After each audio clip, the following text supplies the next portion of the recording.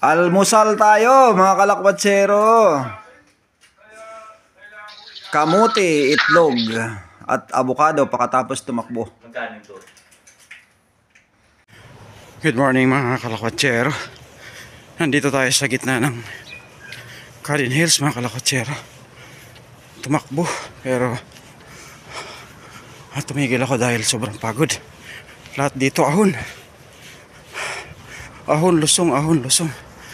Solo kung tumatakbo, mayroon mga ilan na mga homeowners na lumalabas punta ng trabaho, mga bata puntang school.